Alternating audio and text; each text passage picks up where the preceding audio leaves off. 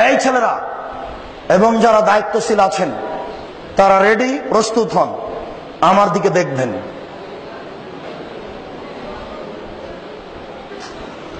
আল্লাহু আকবার বলে সালাতে দাঁড়াতে হবে।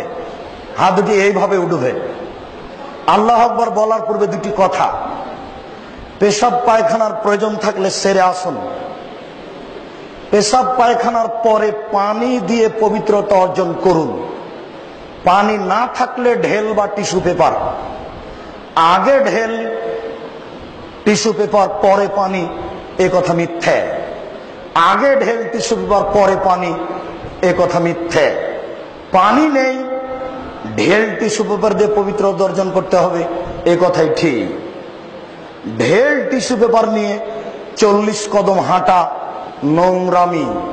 পায়ের উপরে পা উঠানো এবং খক খক করে কাশা, এটা একটা হায়া লজ্জা না থাকার প্রমাণ। সাথে সাথে আপনি এখনই বললেন যে হাঁটুর উপরে কাপড় উঠলে ফরজ তরক হয়, তো আপনি ঢেল নিয়ে 40 কদম হাঁটেন কি করে? আর আপনি যে 40 কদম হাঁটেন, তো আপনার স্ত্রী 40 কদম হাঁটে কিনা ঢেল নিয়ে? ধর্মকে পাগল পেয়েছেন? ধর্ম কি পাগল কিছু? धर्म की राजशाही चांपाइनबाबगंज हवाई लड्डू, दोनों हाथ में लड्डू है, जो चाहे उसको खा ले, जो चाहे उसको छोड़ दे। जी ना, धर्म एकजन मानुषेर कथा दिए चले जार नाम मोहम्मद सल्लल्लाहु अलैहि वसल्लम। पृथिवीर कोनो मानुषेर 5 पैसा दाम नहीं धर्मे। धर्म एकजन मानुषेर कथा दिए चले जार नाम मोहम्मद सल्लल्लाहु अलैहि वसल्लम। एक गिलास पानी पान करले 5टा विधान लागे। 1 डान हाथ, 2 बिस्मिल्लाह, 3 श्वास, 4 বসে, 5 শেষে আলহামদুলিল্লাহ। 1 গিলাস পানি পান করলে 5টা বিধান লাগে। 1 ডান হাত, 2 বিসমিল্লাহ, 3 শ্বাস, 4 বসে, 5 শেষে আলহামদুলিল্লাহ। পীর সাহেবের দোহাই দিয়ে ধর্ম চলে না, বুজুর্গানের দিনের দোহাই দিয়ে ধর্ম চলে না, বড় হুজুরের দোহাই দিয়ে ধর্ম চলে না। ধর্ম হলো নগদ, ধর্ম হলো নগদ, বাস্তব। 1 গিলাস পানি পান করলে কয়টা বিধান লাগে? 5টা। মনে থাকবে না? এই মেয়েরা তোমাদের মনে থাকবে না? এই ছেলেরা তোমাদের মনে থাকবে না? 1 গিলাস পানি পান করলে 5টা বিধান লাগে।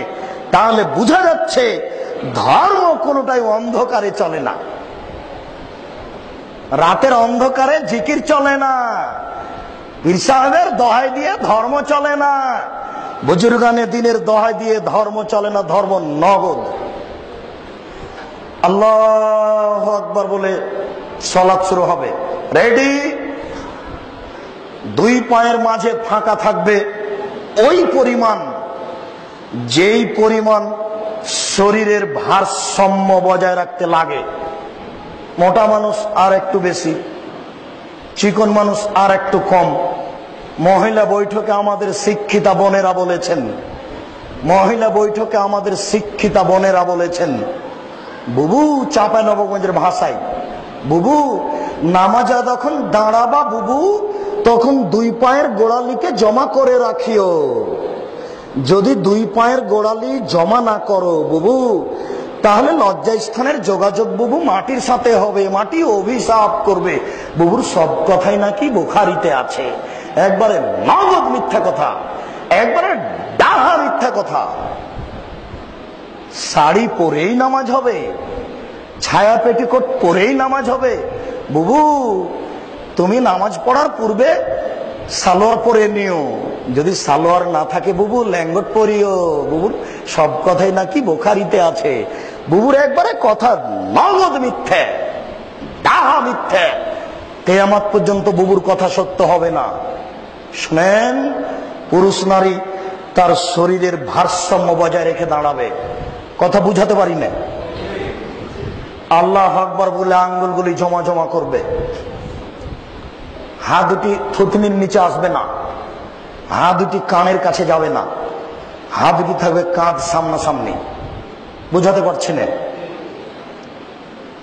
আল্লাহু আকবার বলে ডান হাতের কবজি বাম হাতের কবজির উপরে রাখতে হবে। মেয়েরা কিন্তু এইভাবে রাখে, একবারে নগদ ভুল। কিভাবে হবে? এইভাবে।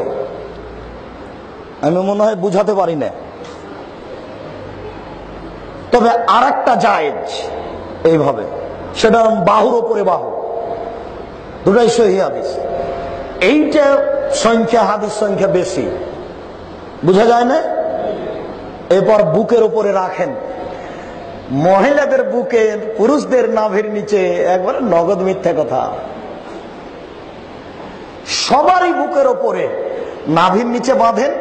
3টি হাদিস আছে, 3টি ঠিক নয়। বাঁধেন না বাঁধেন সে কথা আমি বলি না, আপনি বাঁধেন। আপনার বাঁধা আমি বন্ধ করতে আসিনি, আপনি বাঁধেন, বুকের ওপরে বাঁধেন। 4টি সহিহ হাদিস। নাভির নিচে বাঁধেন, 3টি জয়ীফ হাদিস। পুরুষ নারী সবই সমান, সবাই বুকের ওপরে বাঁধবে, সবাই নাভির নিচে বাঁধবে। নারী বুকে, পুরুষ নিচে, এই ভাগ কি করে হলো? একবারে নগদ মিথ্যে। বুকে হাত বেঁধে প্রথমে সুবহানাকাল্লাহুম্মা ওয়া বিহামদিকা ওয়া তাবারাকা ইসমুকা ওয়া তাআলা জাদ্দুকা লা ইলাহা গায়রুক চলবে। আল্লাহুম্মা বা'id বাইনি ওয়া বাইনা খাতায়ায়া কামা বা'adta বাইনাল মাশরিক ওয়াল মাগরিব। আল্লাহুম্মা নাক্কিনি মিনাল খাতায়া কামা ইয়ানক্কা সাবুল আবিজু মিনাদ দানাস। আল্লাহুম্মা আগসিল খাতায়ায়া বিল মাই ওয়াস সালজি ওয়াল বারাদ। খুব পাওয়ারফুল দোয়া, খুব গ্রহণীয় দোয়া। আল্লাহ, তুমি আমার পাপকে দূরত্ব রাখো, পূর্ব এবং পশ্চিমকে যত দূরত্বে রেখেছো। পূর্ব এবং পশ্চিম যেমন কোটি কোটি কিলোমিটার দূরে আছে, তুমি আমাকে আর আমার পাপকে অত দূরত্বে রাখো। আল্লাহুম্মা নাক্কিনি মিনাল খাতায়া, তুমি আমার পাপকে ধুয়ে পরিষ্কার করে দাও। যেমন ভাবে ঠান্ডা পানি দিয়ে, যেমন ভাবে বরফ দিয়ে, তুষার দিয়ে ময়লাকে, কাপড়কে ধুয়ে পরিষ্কার করা হয়। এই গুরুত্বপূর্ণ দোয়াটি পেশ করার পরে বলবেন আউযুবিল্লাহি মিনাশ শাইতানির রাজিম, মারদুদ বিতাড়িত শয়তান থেকে পরিত্রাণ চাচ্ছি। বিসমিল্লাহির রহমানির রহিম, পরম দাতা দয়ালুর নামে আরম্ভ করছি। আলহামদুলিল্লাহি রাব্বিল আলামিন, বিশ্বজগতের প্রতিপালকের প্রশংসা। আর রহমানির রহিম, তিনি হচ্ছেন পরম দাতা দয়ালু। মালিক ইয়াউমিদ্দিন, তিনি হচ্ছেন বিচার দিনের মালিক। ইয়াকা না'বুদু, একমাত্র তোমার ইবাদত করি। ওয়া ইয়াকা নাস্তাঈন, একমাত্র তোমার নিকটে সাহায্য চাই। ইহদিনাস সিরাতাল মুস্তাকিম, তুমি আমাকে সোজা সঠিক পথ দেখাও। সিরাতাল্লাযিনা আন'আমতা আলাইহিম, ওই পথ তুমি দেখাবে যেই পথকে তুমি ভালোবেসেছো, ওদের পথ তুমি দেখাবে। যাদেরকে তুমি ভালোবেসেছো ওদের পথ দেখায় না, যাদের প্রতি তুমি অসন্তুষ্ট। আমিন। দীর্ঘ সময় ধরে তোমার দরবারে যে প্রার্থনা করলাম, এটা তুমি কবুল করো। 8টি সহিহ হাদিস জোরে, আর 1টি জয়ীফ হাদিস। চুপের কোনো প্রমাণ নেই। এরপর আপনি বলেন বিসমিল্লাহির রহমানির রহিম, পরম দাতা দয়ালুর নামে আরম্ভ করছি। যে কোনো সূরা, কুল হুয়াল্লাহু আহাদ। হে নবী, আপনি বলুন আল্লাহ একক, আল্লাহুস সামাদ, আল্লাহ নিরপেক্ষ মুখাপেক্ষীহীন। লাম ইয়ালিদ, তিনি কাউকে জন্ম দেননি। ওয়ালাম ইউলাদ, তিনি কারো থেকে জন্ম নেননি। ওয়ালাম ইয়াকুল লাহু কুফুয়ান আহাদ, তার সমকক্ষ কেউ নেই। আল্লাহু আকবার। হাত এই পর্যন্ত উঠিয়ে, ছেড়ে খুলে এই পর্যন্ত উঠিয়ে, ওইভাবে উঠিয়ে ছেড়ে দেন, দিয়ে রুকুতে যান। রুকুতে যাওয়ার পূর্বে কয়েকটি কথা। হাত দুটি রডের মতো সোজা হয়ে থাকবে, আঙ্গুল খোলা খোলা থাকবে, আঙ্গুল দিয়ে হাঁটুকে চেপে ধরে থাকবেন। পিঠের লম্বা হাতটা রডের মতো সোজা থাকবে। মেয়েরা যখন রুকু করে তখন পিঠটা এরকম বাঁকা হয়ে থাকে, উটের মতো, উটের কুজের মতো উঁচু হয়ে থাকে। এরকম চলবে না, এতে নামাজ হবে না। একবারে সোজা রডের মতো থাকবে, মাথা উঁচিও হবে না, মাথা নিচেও হবে না। এই দেখেন, আল্লাহু আকবার। সবাই তো দেখতে পাবেন না, দাঁড়ালে তো সবাই দেখতে পাবেন না। আচ্ছা, শুকরিয়া, জাযাকুমুল্লাহ খায়ের। আপনাদের আবেগকে আমি স্বাগতম জানাই। শুকরিয়া, জাযাকুমুল্লাহ খায়ের। একবারে পিঠের লম্বা হাতটা একবারে, চুপ। পিঠের লম্বা হাতটা একবারে সোজা হবে, মাথা উঁচুও হবে না, মাথা নিচুও হবে না, একটু 19 বিশালে রুকু হবে না। এরপর আপনি বলেন সুবহান রাব্বিয়াল আযীম, উঁচু আল্লাহর পবিত্রতা বর্ণনা করি যতবার ইচ্ছে। সুবহানাকা আল্লাহুম্মা রাব্বানা ওয়া বিহামদিকা আল্লাহুম্মা আগফিরলি, প্রশংসা সহকারে তোমার পবিত্রতা বর্ণনা করি, তুমি আমাকে ক্ষমা করো যতবার ইচ্ছে। আরো দোয়া। এবার সিজদায় চলেন। 7 হাড়ের উপরে সিজদা করতে হবে। নাক কপাল 1, 2 হাত 3, 2 হাঁটু 5, 2 পায়ের বৃদ্ধাঙ্গুল 7।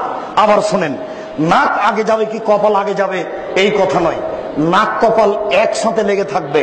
যদি কপাল লেগে আছে নাক নেই, সিজদা হবে না। যদি নাক লেগে আছে কপাল নেই, তাহলে সিজদা হবে না। নাক কপাল 1, 2 হাত 3, 2 হাঁটু 5, 2 পায়ের বৃদ্ধাঙ্গুল 7। বৃদ্ধাঙ্গুল যদি মাটি থেকে উঠে যায় তাহলে সিজদা হবে না। আমি মনে হয় বুঝাতে পারছি না। এতদিন পর্যন্ত যেভাবে সিজদা দিচ্ছিলেন, আজ থেকে কপালটা তার চেয়ে 10 আঙ্গুল আগিয়ে রাখবেন। পিঠের লম্বা হাতটা যেন একবারে সোজা হয়ে থাকে, কোনায় দুটি এভাবে উঠে রাখবেন। বুকের নিচ দিয়ে যেন ছাগলের বাচ্চা পার হতে পারে। ওই যে চাঁপাইনবাবগঞ্জের শিক্ষিতা বুদ্ধিমতী মহিলা বলেছে, বুবু যখন সিজদা করতে যাবা বুবু, হাতি যেমন মাটিতে পড়ে যায় তেমন মাটিতে পড়ে গিয়ে বুককে উরুর সাথে লাগিয়ে আঁটো সাঁটো হয়ে সিজদা করিও বুবু।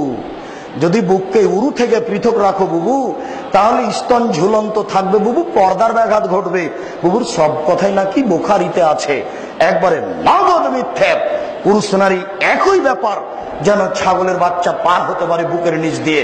সুবহান রাব্বিয়াল আলা যতবার ইচ্ছে উঠে আসেন, আল্লাহুম্মা গফিরলি ওয়ারহামনি ওয়াহদিনি ওয়াফিনি ওয়ারজিকনি। আবার যান, উঠে আসেন, এই এক রেখাত আর এক রেখাত। এবার যদি আত্তাহিয়াতের বৈঠক হয়, বাম হাতটা হাঁটুর উপরে রাখেন, বাম পায়ের পাতার উপরে বসেন, ডান পা দাঁড় করে রাখেন। আর যদি সালামের বৈঠক হয়, তাহলে বাম পাটা ডান দিকে বের করে দেন, আর পিছন নিতম্ব মাটির উপরে রাখেন। বাম হাতের আঙ্গুল এইভাবে জমা জমা করে রাখেন, ডান হাতের কনিষ্ঠ আঙ্গুল দুটি জমা করেন। এরপর 3 নম্বর আঙ্গুলের নখের উপরে বৃদ্ধাঙ্গুলের পেট রাখেন। রাখেন তো দেখি আপনারা।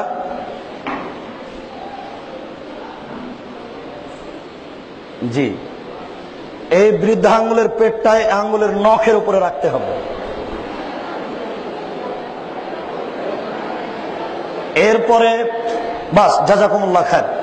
এরপরে অবিরাম নড়বে, আত্তাহিয়াতু লিল্লাহি ওয়াস সালাওয়াতু ওয়াত তাইয়্যিবাতু আসসালামু আলাইকা আইয়ুহান নবী।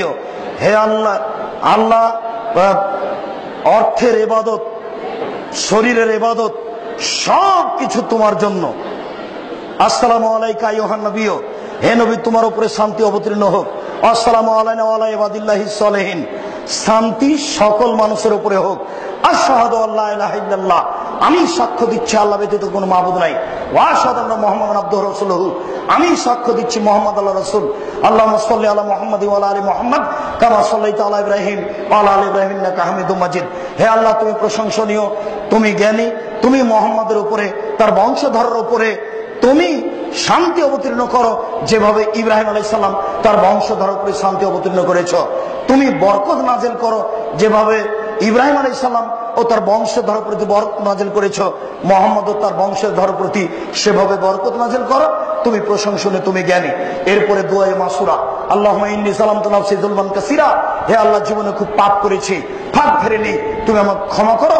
মাগফিরাতাম মিন ইনদিক, ক্ষমা তোমার পক্ষ থেকে হয়ে থাকে। ওয়ারহামনি ইন্নাকা আনতাল গাফুরুর রহিম, তুমি দয়া করো, তুমি ক্ষমা করো। তুমি যদি দয়া না করো, তুমি যদি ক্ষমা না করো, তাহলে কে দয়া করবে, কে ক্ষমা করবে? আল্লাহ আমি নাউযু বিকা মিন আযাবিল জাহান্নাম, তোমার কাছে আমি জাহান্নামের শাস্তি থেকে বাঁচতে চাই। ওয়াউযু বিকা মিন আযাবিল কবর, আমি তোমার নিকটে কবরের শাস্তি থেকে বাঁচতে চাই। ওয়াউযু বিকা মিন ফিতনাতিল মাসিহিদ দাজ্জাল, তোমার কাছে আমি দাজ্জালের বিপদ থেকে বাঁচতে চাই। আল্লাহ আমি নাউযু বিকা মিনাল মাসাম ওয়াল মাগরাম, তোমার কাছে বড় পাপ এবং কর্জ থেকে বাঁচতে চাই। ওয়াউযু বিকা মিনাল মাহির ওয়াল মামাত, ইহকাল এবং পরকালের বিপদ থেকে বাঁচতে চাই। একটু এক আত্তাহিয়াত, 2 দুরুদ, 3 দুআয়ে মাসুরা, 4 সালাম ফেরার পূর্বে একটু বলে নেবেন রব্বির হামহুমা কামা রাব্বায়ানি সাগীরা। হে আমার প্রতিপালক, তুমি আমার বাপ মাকে দেখো, বাল্য অবস্থায় আমাকে যেভাবে দেখেছিল। এই 4টা ভুলবেন না, অন্তত এই পর্যন্ত। তারপরে পারলে রব্বানা আতিনা ফিদ দুনিয়া হাসানাতাও ওয়া ফিল আখিরাতি হাসানাতাও ওয়া কিনা আযাবান নার, অবিরাম আঙ্গুল নড়তে থাকবে। আসসালামু আলাইকুম রাহমাতুল্লাহ, আসসালামু আলাইকুম রাহমাতুল্লাহ, আল্লাহু আকবার, আস্তাগফিরুল্লাহ, আস্তাগফিরুল্লাহ। আর অনেক, অন্তত আয়াতুল কুরসি। আল্লাহ রাসূল বলেছেন, একটা মানুষ যদি ফরজ সালাতের পর আয়াতুল কুরসি পড়ে, জান্নাতে চলে গেছে। ঢোকেনি কেন? মরেনি এই জন্য। সম্মানিত উপস্থিতি, এই পর্যন্ত বলে আপনাদের সকলে